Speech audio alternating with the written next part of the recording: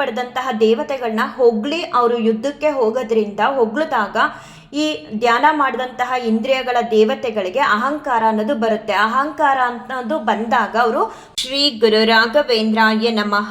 ಎಲ್ಲರಿಗೂ ನಮಸ್ಕಾರಗಳನ್ನ ತಿಳಿಸ್ತಾ ಇವತ್ತಿನ ವಿಡಿಯೋದಲ್ಲಿ ನಮ್ಮನೇಲಿ ರಾಯರ ದ್ವಾದಶಿ ಪೂಜೆ ಹೇಗಾಯಿತು, ಜೊತೆಗೆ ಇವತ್ತಿನ ದಿನನ ಕೆಲವರು ಹನುಮದ್ ವ್ರತ ಅಂತ ಹೇಳಿ ಆಚರಣೆ ಮಾಡ್ತಾರೆ, ಇನ್ನೂ ಕೆಲವರು ಹನುಮ ಜಯಂತಿ ಅಂತ ಹೇಳಿ ಆಚರಣೆ ಮಾಡ್ತಾರೆ.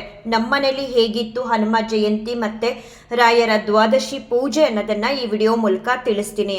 ಈ ಹನುಮ ಜಯಂತಿನ ಡಿಸೆಂಬರ್ ತಿಂಗಳಲ್ಲೂ ಕೂಡ ವಾಲ್ಮೀಕಿ ರಾಮಾಯಣದ ಪ್ರಕಾರ ಆಚರಣೆ ಮಾಡ್ತಾರೆ. ಮತ್ತೆ ಏಪ್ರಿಲ್ ತಿಂಗಳಲ್ಲೂ ಕೂಡ ಚೈತ್ರ ಶುದ್ಧ ಹುಣ್ಣಿಮೆ ದಿವಸನ ಹನುಮ ಜಯಂತಿ ಅಂತ ಹೇಳಿ ಆಚರಣೆ ಮಾಡ್ತಾರೆ. ಸುಮಾರು ಜನ ಇವತ್ತಿನ ದಿನನ ಹನುಮದ್ ವ್ರತ ಅಂತ ಹೇಳಿ ಆಚರಣೆ ಮಾಡಿದ್ರೆ, ಇನ್ನೂ ಕೆಲವರು ಇವತ್ತಿನ ದಿನನೇ ಹನುಮ ಜಯಂತಿ ಅಂತ ಹೇಳಿ ಆಚರಣೆ ಮಾಡ್ತಾರೆ. ನಾನು ಕೂಡ ಇವತ್ತು ರಾಯರ ದ್ವಾದಶಿ ಪೂಜೆ ಜೊತೆಗೆ ಮನೆಯಲ್ಲಿ ಆಂಜನೇಯ ಸ್ವಾಮಿಗೂ ಕೂಡ ತುಂಬಾ ಸರಳವಾಗಿ ಸೇವೆನ ಸಲ್ಲಿಸಿದೆ. ತುಂಬಾ ಚೆನ್ನಾಗಾಯ್ತು ಪೂಜೆ. ನೆನ್ನೆ ಎಲ್ಲ ಏಕಾದಶಿ ಇತ್ತಲ್ಲ, ಇವತ್ತು ಬೆಳಿಗ್ಗೆ ರಾಯರ ನೈವೇದ್ಯಕ್ಕೆ ಅಂತ ಹೇಳಿ ಸಿಹಿ ಪೊಂಗಲ್ನ ಮಾಡಿದ್ದೆ. ಹಾಗೆ ಆಂಜನೇಯ ಸ್ವಾಮಿಗೂ ಕೂಡ ಅದನ್ನೇ ನೈವೇದ್ಯವಾಗಿ ಅರ್ಪಣೆ ಮಾಡಿದೆ. ಜೊತೆಗೆ ಇವತ್ತು ಹನುಮಾನ್ ಚಾಲೀಸ್ನ ಒಂದು 3 ಬಾರಿ ಹೇಳ್ಕೊಂಡೆ. ಪ್ರತಿ ಮಂಗಳವಾರ ಗುರುವಾರ ಹೇಳ್ತೀನಿ ಹನುಮಾನ್ ಚಾಲೀಸ್ನ. ಇವತ್ತು ಸ್ವಲ್ಪ ವಿಶೇಷವಾಗಿ ಅಂತ ಅಂದ್ರೆ ಹನುಮ ಜಯಂತಿ ಅಥವಾ ಹನುಮದ್ ವ್ರತ ಅಂತ ಏನ್ ಹೇಳ್ತಾರೆ, ಆ ಕಾರಣಕ್ಕೆ ಒಂದು 3 ಬಾರಿ ಹನುಮಾನ್ ಚಾಲೀಸ್ನ ಹೇಳ್ಕೊಂಡೆ. ತುಂಬಾ ಚೆನ್ನಾಗಾಯ್ತು ರಾಯರ ಸೇವೆ. ಯಾರೆಲ್ಲ ಇವತ್ತಿನ ದಿನನ ಹನುಮದ್ ವ್ರತ ಅಂತ ಹೇಳಿ ಆಚರಣೆ ಮಾಡಿರ್ತೀರೋ ಅಂಥವ್ರಿಗೆ, ಹಾಗೆ ಯಾರೆಲ್ಲ ಇವತ್ತಿನ ದಿನನ ಹನುಮ ಜಯಂತಿ ಅಂತ ಹೇಳಿ ಆಚರಣೆ ಮಾಡಿರ್ತೀರ ಅಂಥವ್ರೆಲ್ಲರಿಗೂ ಕೂಡ ರಾಯರ ಹಾಗೆ ಹನುಮ ದೇವರ ಆಶೀರ್ವಾದ ಇರಲಿ ಅಂತ ನಾನು ರಾಯರ ಹತ್ರ ಹಾಗೆ ಹನುಮ ದೇವರ ಹತ್ರ ಬೇಡ್ಕೊಳ್ತಾ ಈ ವಿಡಿಯೋದಲ್ಲಿ ಒಂದು ಹನುಮ ದೇವರ ಬಗ್ಗೆ ಚಿಕ್ಕದಾಗಿ, ಹನುಮ ದೇವರಿಗೆ ಅಹಂಕಾರ ಅನ್ನೋದೇ ಇರಲಿಲ್ವಂತೆ, ಹಾಗೆ ಹನುಮ ದೇವರನ್ನ ಯಾಕೆ ಪ್ರಾಣದೇವರು ಅಂತ ಹೇಳ್ತಾರೆ ಅನ್ನೋದನ್ನ ಒಂದು ಚಿಕ್ಕ ಕತೆ ಮೂಲಕ ತಿಳಿಸ್ಕೊಡ್ತೀನಿ. ಚಾಂದೋಕ್ಯ ಉಪನಿಷತ್ತು ಅಂತ ಇದೆ, ಆ ಉಪನಿಷತ್ತಲ್ಲಿ ಒಂದು ಕಥೆನ ತಿಳಿಸಿದ್ರು. ಹಾಗಾಗಿ ನಾನು ಈ ವಿಡಿಯೋ ಮೂಲಕ ಈ ಕಥೆನ ತಿಳಿಸೋಣ ಅಂತ ಹೇಳಿ ತಿಳಿಸ್ತಾ ಇದ್ದೀನಿ. ಒಮ್ಮೆ ರಾಕ್ಷಸರಿಗೆ ಮತ್ತೆ ದೇವತೆಗಳಿಗೆ ಯುದ್ಧ ಆಗ್ತಾ ಇರುತ್ತಂತೆ. ಅವಾಗವಾಗ ಯುದ್ಧ ನಡೆಯುವಂತಹ ಸಮಯದಲ್ಲಿ ಈ ದೇವತೆಗಳೆಲ್ಲ ರಾಕ್ಷಸರ ಮುಂದೆ ಯಾವಾಗಲೂ ಸೋಲ್ತಾ ಇರ್ತಾರಂತೆ. ತುಂಬ ಬೇಸರ ಆಗಿ ಬ್ರಹ್ಮದೇವರ ಬಳಿ ಹೋಗ್ತಾರಂತೆ. ಬ್ರಹ್ಮದೇವರ ಬಳಿ ಹೋಗ್ಬಿಟ್ಟು ಈ ಥರ ಎಲ್ಲ ನಮ್ಗೆ ಆಗ್ತಿದೆ, ರಾಕ್ಷಸರು ಮುಂದೆ ನಾವು ಗೆಲ್ಲೋದಕ್ಕೆ ಆಗ್ತಿಲ್ಲ, ಏನು ಮಾಡೋದು, ಇದಕ್ಕೊಂದು ಪರಿಹಾರನ ಕೊಡಿ, ನಮಗೆ ಅವ್ರ ಮುಂದೆ ಗೆಲುವು ಆಗಬೇಕು ಅಂತ ಹೇಳಿ ಬ್ರಹ್ಮದೇವರ ಬಳಿ ಬೇಡ್ಕೊಂಡಾಗ ಬ್ರಹ್ಮದೇವರು ಹೇಳ್ತಾರಂತೆ, ನಿಮ್ಮ ಇಂದ್ರಿಯಗಳ ಮೇಲೆ ಧ್ಯಾನನ ಮಾಡಿ ಇದರಿಂದ ಶಕ್ತಿನ ಪಡೆದು ನೀವು ರಾಕ್ಷಸರ ಮೇಲೆ ಯುದ್ಧನ ಮಾಡಿ ಗೆಲ್ಲಬಹುದು ಅಂತ ಹೇಳಿದಾಗ ದೇವತೆಗಳೆಲ್ಲ ಒಂದು ಕಡೆ ಒಟ್ಟಿಗೆ ಸೇರಿ ಒಂದೊಂದೇ ಇಂದ್ರಿಯಗಳ ಮೇಲೆ ಧ್ಯಾನನ ಮಾಡೋದಕ್ಕೆ ಶುರು ಮಾಡ್ತಾರಂತೆ. ಮೊದಲನೇದಾಗಿ ವಾಗೇಂದ್ರಿಯ ಅಂದ್ರೆ ಮಾತಿನ ದೇವತೆ ಮೇಲೆ ಒಂದು ಧ್ಯಾನನ ಮಾಡ್ತಾರಂತೆ. ಅದರಿಂದ ಹೆಚ್ಚಿನ ಶಕ್ತಿನ ಪಡ್ಕೊಂಡು ಆ ದೇವತೆಗೆ ಹೇಳ್ತಾರಂತೆ, ನೋಡು ನಿನ್ನ ಧ್ಯಾನ ಮಾಡಿದ್ರಿಂದ ನಮ್ಗೆ ಎಷ್ಟು ಶಕ್ತಿ ಬಂದ್ಬಿಡ್ತು, ನಾವು ಇನ್ ಮುಂದೆ ರಾಕ್ಷಸರ ಜೊತೆ ಯುದ್ಧಕ್ಕೆ ಹೋದಾಗ ಈ ಮಾತಿನಿಂದ ಗೆಲ್ಬಹುದು ಅಂತ ಹೇಳಿ ಆ ವಾಗೇಂದ್ರಿಯ ಅಂದ್ರೆ ವಾಗ್ದೇವತೆನ ಹೊಗಳ್ತಾರಂತೆ. ಹೊಗಳಿದ ತಕ್ಷಣ ಆ ವಾಗ್ದೇವತೆಗೆ ಒಂದು ರೀತಿಯ ಅಹಂಕಾರ ಬರುತ್ತಂತೆ. ಸರಿ, ಅವರು ಯುದ್ಧ ಮಾಡೋದಕ್ಕೆ ಅಂತ ಹೋಗ್ತಾರೆ. ಅವಾಗ್ಲೂ ಕೂಡ ಅವರು ಸೋತ್ ಬರ್ತಾರಂತೆ. ನೆಕ್ಸ್ಟ್ ಬಂದು ಯಾಕೆ ಈ ತರ ಆಯ್ತು ಅಂತ ಗೊತ್ತಾಗದೆ ಕಣ್ಣನ್ ದೇವತೆನ ನೆಂದು ಧ್ಯಾನನ ಮಾಡ್ತಾರಂತೆ.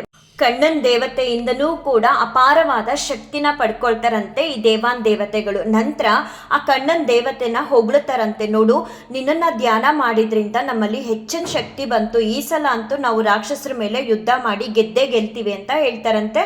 ಯುದ್ಧಕ್ಕೆ ಅಂತ ಹೋದಾಗ ಸೋತ್ ಬರ್ತಾರಂತೆ. ಯಾಕೆ ಅಂತ ಅಂದ್ರೆ ಆ ಕಣ್ಣನ್ ದೇವತೆನ ಹೊಗಳಿದಾಗ ಆ ಕಣ್ಣನ್ ದೇವತೆಲಿ ಅಹಂಕಾರ ಅನ್ನೋದು ಸೇರ್ಕೊಳ್ತಂತೆ. ಸೋತ್ ಬರ್ತಾರಂತೆ. ಹೀಗೆ ಒಂದೊಂದು ಇಂದ್ರಿಯಗಳ ಮೇಲೂ ಕೂಡ ಧ್ಯಾನನ ಮಾಡಿ ಶಕ್ತಿನ ಪಡೆದು ಮತ್ತೆ ಧ್ಯಾನನ ಮಾಡಿ ಶಕ್ತಿ ಪಡೆದಂತಹ ದೇವತೆಗಳನ್ನ ಹೊಗಳಿ ಅವರು ಯುದ್ಧಕ್ಕೆ ಹೋಗೋದ್ರಿಂದ ಹೊಗಳಿದಾಗ ಈ ಧ್ಯಾನ ಮಾಡಿದಂತಹ ಇಂದ್ರಿಯಗಳ ದೇವತೆಗಳಿಗೆ ಅಹಂಕಾರ ಅನ್ನೋದು ಬರುತ್ತೆ. ಅಹಂಕಾರ ಅನ್ನೋದು ಬಂದಾಗ ಅವರು ಪ್ರತಿ ಬಾರಿ ಸೋತು ವಾಪಸ್ ಬರ್ತಿರ್ತಾರಂತೆ. ಹೀಗಿರುವಾಗ ಒಮ್ಮೆ ವಾಯುದೇವರನ್ನ ಧ್ಯಾನ ಮಾಡ್ತಾರಂತೆ. ವಾಯುದೇವರನ್ನ ಧ್ಯಾನ ಮಾಡಿದಾಗ ವಾಯುದೇವರು ಅಪಾರವಾದ ಶಕ್ತಿನ ಕೊಡ್ತಾರಂತೆ. ಆಗ ವಾಯುದೇವರನ್ನ ಈ ದೇವತೆಗಳೆಲ್ಲ ತುಂಬಾ ಹೊಗಳುತ್ತಾರಂತೆ, ನಿನ್ನಿಂದ ಅಪಾರವಾದ ಶಕ್ತಿನ ನಾವು ಪಡ್ಕೊಂಡಿದೀವಿ, ಈ ಸಲ ಅಂತೂ ನಾವು ರಾಕ್ಷಸರ ಮೇಲೆ ಗೆದ್ದೇ ಬರ್ತೀವಿ, ಯಾವುದೇ ಕಾರಣಕ್ಕೂ ಸೋಲೋದಿಲ್ಲ ಅಂತ ಎಲ್ಲ ಹೇಳಿ ಹೊಗಳುತ್ತಾರಂತೆ. ಅವ್ರು ಎಷ್ಟೇ ಹೊಗಳಿದ್ರು ವಾಯುದೇವರಿಗೆ ಅಂದ್ರೆ ಆಂಜನೇಯ ಸ್ವಾಮಿಗೆ ಸ್ವಲ್ಪ ಕೂಡ ಅಹಂಕಾರ ಅನ್ನೋದು ಬರಲ್ವಂತೆ. ಅವರೆಲ್ಲರೂ ಅಂದ್ರೆ ದೇವತೆಗಳೆಲ್ಲ ರಾಕ್ಷಸರ ಮೇಲೆ ಯುದ್ಧ ಮಾಡೋದಕ್ಕೆ ಹೋಗಿ ಗೆದ್ದು ಕೂಡ ಬರ್ತಾರಂತೆ. ಯಾಕೆ ಈ ಆಂಜನೇಯ ಸ್ವಾಮಿನ ಹೊಗಳ್ದಾಗ ಅವರಲ್ಲಿ ಅಹಂಕಾರ ಅನ್ನೋದು ಬರಲಿಲ್ಲ ಅಂದರೆ ಬೇರೆಯವರೆಲ್ಲರೂ ಅಂದರೆ ಇವನ್ ನಾವು ಕೂಡ ದೇವತೆಗಳೆಲ್ಲರೂ ಕೂಡ ಅವರ ಇಂದ್ರಿಯಗಳಿಗೆ ಅಂಟ್ಕೊಂಡಿರ್ತಾರೆ. ಆದರೆ ವಾಯುದೇವರು ಮಾತ್ರ ಯಾವುದೇ ರೀತಿಯಾದ ಇಂದ್ರಿಯಗಳಿಗೆ ಅಂಟ್ಕೊಂಡಿರಲ್ಲ, ಹಾಗೆ ಅವರಲ್ಲಿ ಅಹಂಕಾರ ಅನ್ನೋದು ಇರಲ್ಲ. ದೇವತೆಗಳು ಎಷ್ಟೇ ಹೊಗಳಿದ್ರೂ ಕೂಡ ಅವರಲ್ಲಿ ಸ್ವಲ್ಪ ಕೂಡ ಅಹಂಕಾರ ಅನ್ನೋದು ಬರಲಿಲ್ಲ. ಆ ಕಾರಣಕ್ಕೆ ಅವರು ಯುದ್ಧಕ್ಕೆ ಅಂತ ಹೋದಾಗ ಗೆದ್ದು ಬರ್ತಾರೆ. ಇದರಿಂದ ನಾವೇನು ತಿಳ್ಕೊಬಹುದು ಅಂದರೆ ಆದಷ್ಟು ನಮ್ಮ ಇಂದ್ರಿಯಗಳಿಗೆ ನಾವು ಯಾವಾಗಲೂ ಅಂಟ್ಕೋಬಾರ್ದು. ನಮ್ಮಲ್ಲಿ ಅಹಂಕಾರ ಅನ್ನೋದು ಬಂದ್ಬಿಡುತ್ತೆ. ಅಹಂಕಾರನ ನಾವು ತ್ಯಜಿಸಿದಾಗ ಯುದ್ಧ ಆಗಲಿ ಅಥವಾ ಜೀವನದಲ್ಲಾಗಲಿ ಗೆಲುವು ಅನ್ನೋದನ್ನ ಕಾಣ್ಬೋದು ಅನ್ನೋದನ್ನ ಈ ಚಾಂದೋಕ್ಯ ಉಪನಿಷತ್ತಿನಿಂದ ತಿಳ್ಕೋಬಹುದು. ಆಂಜನೇಯ ಸ್ವಾಮಿನ ನಾವು ಪ್ರಾಣದೇವರು ಅಂತ ಕೂಡ ಹೇಳ್ತೀವಿ. ಯಾಕಂದ್ರೆ ಇದೇ ಕಾರಣಕ್ಕೆ ಅವರು ಯಾವ ಇಂದ್ರಿಯಗಳಿಗೂ ಕೂಡ ಅಂಟ್ಕೊಂಡಿಲ್ಲ. ಒಂದು ರೀತಿ ಎಲ್ಲರಿಗೂ ಅನುಗ್ರಹ ಮಾಡ್ತಾ, ಆಶೀರ್ವಾದ ಮಾಡ್ತಾ, ಅವ್ರು ಕೇಳಿದನ್ನೆಲ್ಲ ಕರುಣಿಸ್ತಾ, ನಮ್ಮೆಲ್ಲರಲ್ಲೂ ಜೊತೆಯಾಗಿ ಇದ್ದು ನಮ್ಮನ್ನ ಕಾಪಾಡ್ತಾ ಇದ್ದಾರೆ ಆಂಜನೇಯ ಸ್ವಾಮಿ. ಇವತ್ತು ವಿಶೇಷವಾದ ದಿನ ಅಲ್ವಾ? ಯಾರೆಲ್ಲ ಇವತ್ತಿನ ದಿನನ ಹನುಮದ್ ವ್ರತ ಅಂತ ಹೇಳಿ ಆಚರಣೆ ಮಾಡ್ತಾರೋ ಅಂಥವ್ರ ಪಾಲ್ಗೆ ಇವತ್ತು ಹನುಮದ್ ವ್ರತ ಆಗಿರುತ್ತೆ. ಇನ್ನು ಯಾರೆಲ್ಲ ಇವತ್ತಿನ ದಿನನ ಹನುಮ ಜಯಂತಿ ಅಂತ ಹೇಳಿ ಆಚರಣೆ ಮಾಡ್ತಾರೋ ಅವರೆಲ್ಲರ ಪಾಲ್ಗೂ ಇವತ್ತು ಹನುಮ ಜಯಂತಿ ಆಗಿರುತ್ತೆ. ಆ ಕಾರಣಕ್ಕೆ ನಾನು ಇವತ್ತು ಈ ವಿಡಿಯೋದಲ್ಲಿ ಹನುಮಾನ್ ಚಾಲೀಸ್ನ ಹೇಳ್ತಿದ್ದೀನಿ. ಇದನ್ನ ಕೇಳಿದವ್ರು ಎಲ್ಲರಿಗೂ ಕೂಡ ಹನುಮ ದೇವರು ಅನುಗ್ರಹ ಮಾಡಲಿ, ಆಶೀರ್ವಾದ ಮಾಡಲಿ.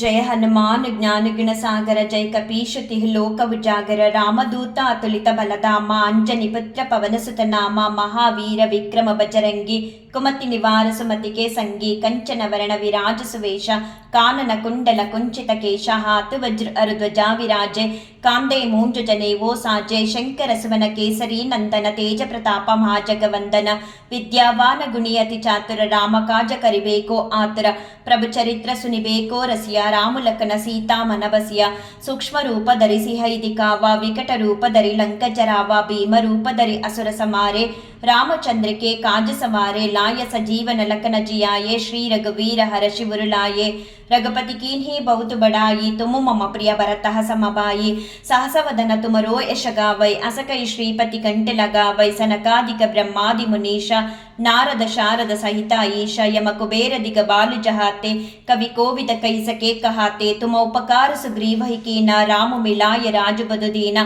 तुमरो मंत्र विभीषण माना, लंकेश्वर भय सब जग जाना, युग सहस्र योजन परुबानु, लील्यो ताही मधुर पलु जानु, प्रभु मुद्रिका मेलिमुख माही, जलदि लांगी गए अजर जनाये, दुर्गम काज जगत के चेते, सुगम अनुग्रह तुमरे तेते, राम दुआरे तुम रखवारे, हो तु न आज्ञा बिनु पैसारे, सब सुख लहै तुम्हारी शरणा, तुम रक्षक काहू को डरना, आपन तेज समारो आम पै, तीनों लोग को हंकते काम पै, भूत पिशाच निकट नहीं आवै, महावीर जब नाम सुनावै, नासै रोग हरे सब पीरा, जपत निरंतर हनुमत बीरा, संकट ते हनुमान छुड़ावे, मन क्रम वचन ध्यान जो लावे, सब पर राम तपस्वी राजा, तिनके काज सकल तुम साचा, और मनोरथ जो कोई लाए, सोई अमित जीवन पल पावै, चारों युग परताप तुम्हारा, हई पर सिद्ध जगत उजियारा, साधु संत के तुम रखवारे, असुर निकंदन राम दुआरे, अष्ट सिद्धि नवनिधि के दाता, हसवर दीन जानकी माता, राम रसायन तुमरे पासा, सदा रहो रघुपति के दासा,